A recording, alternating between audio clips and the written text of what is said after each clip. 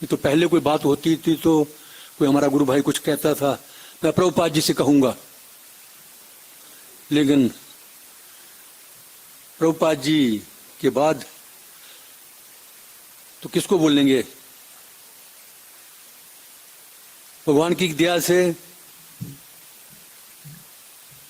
1974 में पहली दफा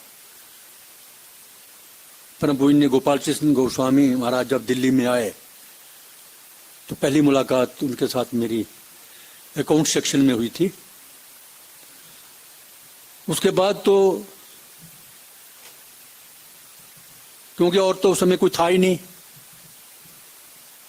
खास करके नॉर्थ इंडिया में हम लोग 3 लोग थे केवल प्रभुपाद जी के शिष्य, कृष्ण गोपाल दास जी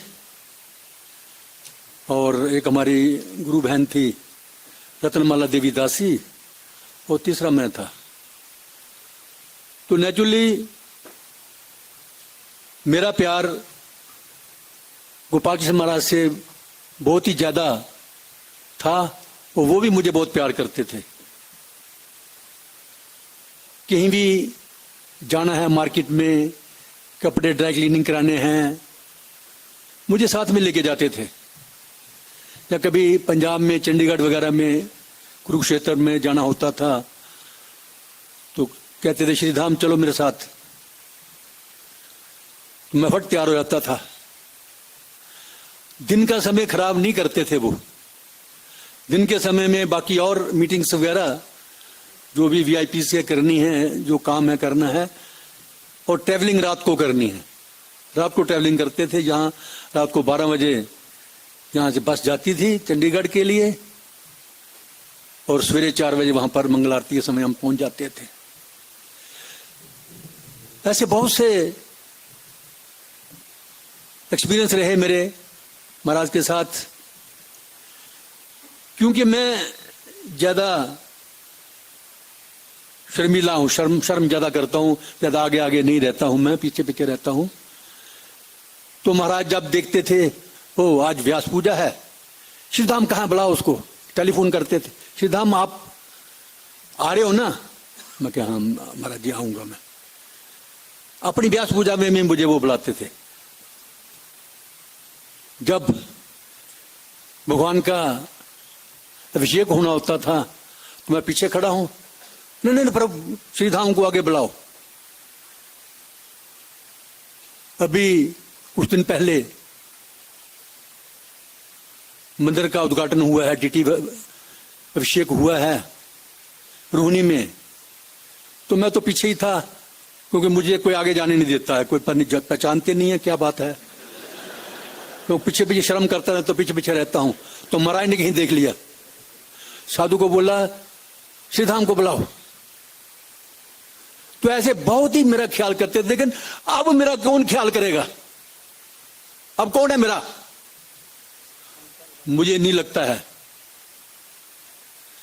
जो ध्यान महाराज जी ने मेरे पर दिया, मुझे नहीं लगता कि और उतना ध्यान देगा। यही मेरा मतलब अभी सही मायनों में मैं अनाथ, प्रभुपाद जी के बाद तो अनाथ समझता था, लेकिन अभी सही मायनों में अनाथ अपने आप को मैं समझ रहा हूं। महाराज जी चाहे मैं रहा हूं चाहे कोई भी रहे हों, सबको वो भगवान की सेवा में लगाना चाहते थे। कोई भी व्यक्ति पहली दफा जब उनको मिलता था तो उनको भगवान की सेवा में वो लगा देते थे। जैसे एक दफा मुझे अमृतसर ले गए, वहां पर विश्व हिंदू परिषद का सम्मेलन था, ये जबकि उन दिनों उग्रवाद जो ज्यादा फैला हुआ था।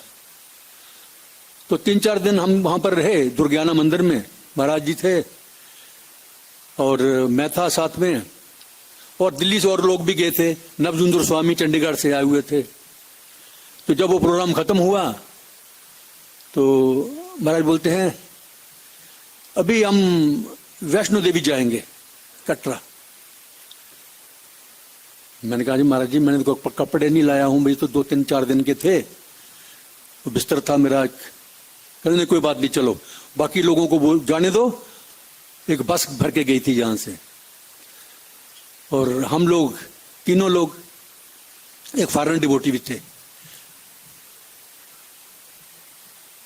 वहां पर कटरा में पहुंचे, तो कोई जमीन देने वाले थे हमें कटरा में, बाद में अभी तक मिली नहीं, वो किसी वजह से कुछ ट्रस्टी नहीं माने वो। तो आती दफा मुझे बोलते हैं आप तो अभी चंडीगढ़ में रहो, क्योंकि नवजुंदर स्वामी अफ्रीका जा रहे हैं, आपने भी संभालना है उसको। महाराज जी मेरे पास तो कपड़े नहीं है, 3-4 जोड़ी है। कोई बात नहीं, संडे का प्रोग्राम कर लो, और करने के बाद आप मंडे ट्यूसडे को चले जाना, दिल्ली से जाके कपड़े ले आना। ठीक है। उससे पहले ना मैंने कभी कीर्तन किया था, ना कभी प्रवचन किया था, कुछ नहीं किया था। तो उस मंदिर में जब टाइम हुआ 12 बजे, तो बड़े बड़े लोग आने शुरू हो गए। गवर्नर चन्ना रेड्डी, एक मीरचंद महाजन, बहुत बड़ा वकील थे वो, पर पहले जम्मू के वजीर थे, जम्मू कश्मीर के, उसके बाद जहाँ पर हाई कोर्ट के थे। ऐसे करके बहुत बड़े बड़े लोग, और मुझे पसीना आ रहा है, क्या बोलूंगा मैं, क्या बोलूंगा। चल कीर्तन किया, जय राधा माधव किया, उसके बाद प्रवचन किया। तो महाराज की कृपा से उन्होंने मुझे इतनी बड़ी अच्छी सेवा प्रदान की, और इनका आशीर्वाद लिया, मिल गया मुझे कि मैंने कीर्तन भी किया और प्रवचन भी किया पहली दफा।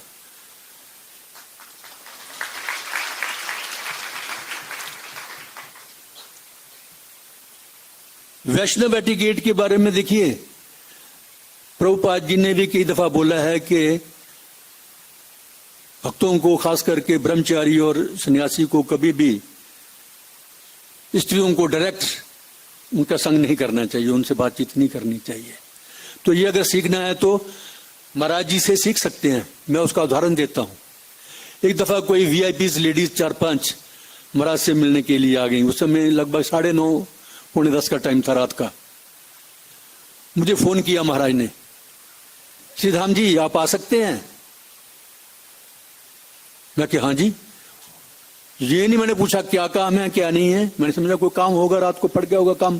कभी कभी जब विदेश में जाते थे तभी मुझे बुलाते थे कि मैं जा रहा हूँ, अभी बाहर जा रहा हूँ, तो आप पीछे से देखना क्या करना, जो भी इंस्ट्रक्शन देनी थी देते थे। तो मैं गया, यहाँ पर ही कमरे में जब पहुंचा तो कुछ लेडीज वहां पर बैठी थी, तो बातचीत चलती रही। महाराज ने उनसे बातें की, लगभग आधा घंटा बात हुई उनकी। उसके बाद जब वो लेडीज चली गई तो मैंने महाराज से पूछा, महाराज जी मेरे साथ क्या काम था, आपको आपने बुलाया मुझे? तो नहीं, मैंने इनसे बात करनी थी। इससे शिक्षा मिलती है कि ब्रह्मचारी और सन्यासी को अकेले में स्त्रियों के साथ बात नहीं करनी चाहिए, दूर रहना चाहिए। प्रभुपाद जी ये कहते थे कि स्त्री जो है उसको मक्खन के साथ तुलना की गई है, उसकी सॉरी आदमी की तुलना मक्खन के साथ स्त्री की आग के साथ तुलना की गई है, तो दोनों का मेल नहीं होना चाहिए। ये खास करके हमारे ब्रह्मचारी को, जो हमारे अभी महाराज के शिष्य हैं, उनको ये ध्यान रखना है इस चीज का, कभी भी अकेले में बात ना की। और बहुत सारी बातें हैं जो महाराज के जीवन से हम सीख सकते हैं। एक दफा महाराज ने फिर बुलाया मुझे एक दिन, तो कहते हैं, नहीं मैं सीधा गया कमरे में और जाकर के महाराज के बगल में नीचे जाकर के मैं बैठ गया। कहते आपने मेरी ड्यूटीज के दर्शन किए हैं? मैं फटाफट भगवान को प्रणाम किया, और तब से मैंने ये असूल बना लिया कि जब भी महाराज से मिलने जाऊंगा तो मैं पहले ड्यूटीज के दर्शन करके बाद में बात करूंगा। मेरी आदत है कि जो भी मेरे से सीनियर हो, जब को मैं जो जूनियर है उनको हरे कृष्णा बोलता हूँ, जो सीनियर है प्रणाम करता हूँ मैं। तो महाराज को भी प्रणाम मैंने जब जाता था करता था। हाँ, यहाँ पर एक बात मुझे याद आ गई। महाराज ने ये बोल रखा था अपने शिष्यों को कि श्रीधाम जब भी, चाहे दिन हो रात हो, कभी भी मिलना चाहेंगे मिल सकते हैं, उनको मना नहीं करना, जबकि बाकियों को मना किया हुआ था। तो जब मैं प्रणाम किया और बाद में भी जब करता था प्रणाम, तो महाराज उल्टा जैसे मैं दंडवत करता था वो भी दंडवत करते थे। मैं, महाराज जी आप तो मेरे से बड़े हैं, सन्यासी हैं, गुरु हैं इस समय, तो आप मुझे को मेरा काम है। नहीं, गुरु भाइयों को भी प्रणाम करना चाहिए, एक गुरु भाई को दूसरे गुरु भाई से प्रणाम करना चाहिए। तो इससे भी हमें ये लेसन मिलता है कि हमें अपने गुरु भाइयों को भी पूरा रिस्पेक्ट देना, पूरा आदर देना है। कभी कभी सैर कर रहे हैं महाराज जी, हालांकि अभी बाद में तबीयत खराब हो गई महाराज की, पहले तो अच्छी सेहत थी ना महाराज की, तो कहते मॉर्निंग वॉक चलेंगे मेरे साथ, ये यमुनानगर की बात है। मैं कहा हाँ जी चलूंगा। कहते आपसे नहीं चला जाएगा मेरे बराबर। नहीं, मैं चलता हूँ। हालांकि मैं आर्मी में नौकरी किया था पहले, लेकिन मैं ठीक है। जब उन्होंने एक राउंड लगाया वो तो काफी देर आगे निकल गए मेरे से, मैं बहुत पीछे रह गया।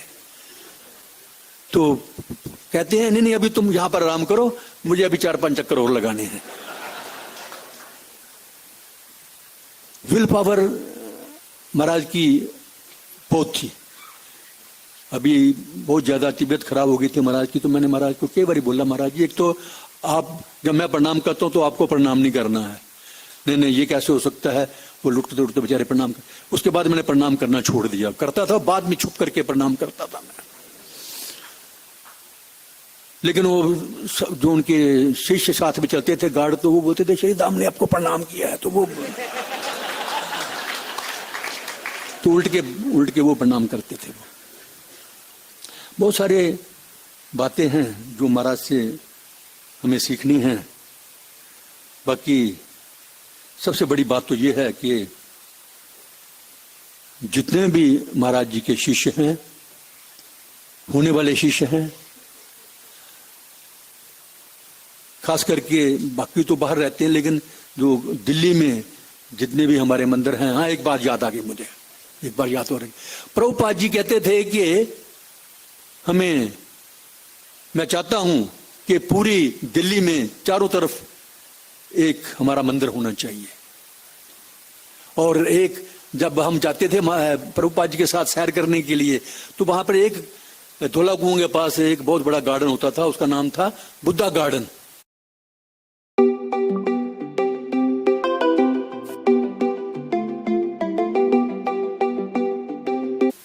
एक हमारा चारों दिशाओं में एक मंदिर भी हो, और एक बुद्धा गार्डन की तर्ज पर हमारा कृष्णा जयंती पार्क होना चाहिए।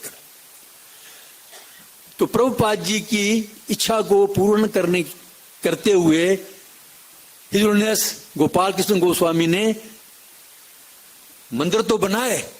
अभी दिल्ली के चारों ओर मंदिर हैं, यहां पर गढ़ी में, रोहिणी, द्वारिका, भादरगढ़, गाजियाबाद, साहिबाबाद, चारों तरफ मंदिर भी बन चुके हैं।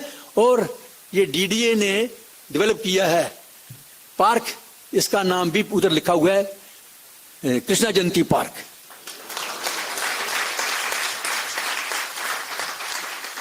महाराज जी ने प्रभुपाद जी की जो इच्छा उन्होंने व्यक्त की थी दिल्ली के लिए, लगभग पूरी करने के बाद ही अपना शरीर छोड़ा, उससे पहले नहीं छोड़ा है।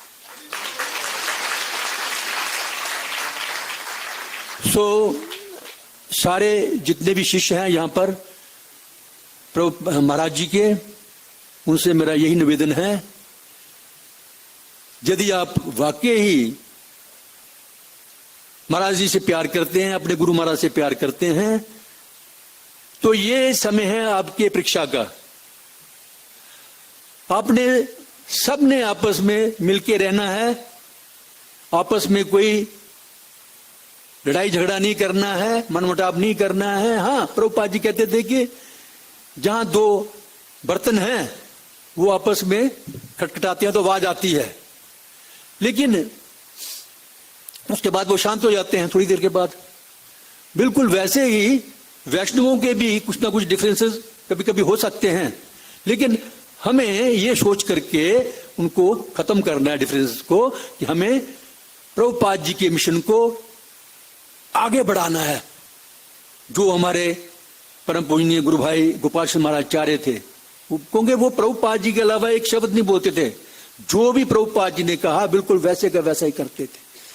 सो आप सब मिलकर के रहिए, आपस में कोई दुश्मनी नहीं करनी, किसी से झगड़ा नहीं करना, आपस में सब मिलकर रहिए। तो हमारा राधा पार्थसारथी मंदिर टॉप 1 मंदिर है ये, इसका मुकाबला। और मैं सभी जगह लगभग देखे हैं, मैंने मंदिर गया हूं, लेकिन हर एक लिहाज से, भक्ति करने के लिहाज से, फैसिलिटीज के लिहाज से, खूबसूरती के लिहाज से नंबर 1 मंदिर है राधा पार्थसारथी मंदिर। तो अभी आपकी जिम्मेदारी है इसको अब अच्छी तरीके से चलाए रखना है। हरे कृष्ण। धन्यवाद।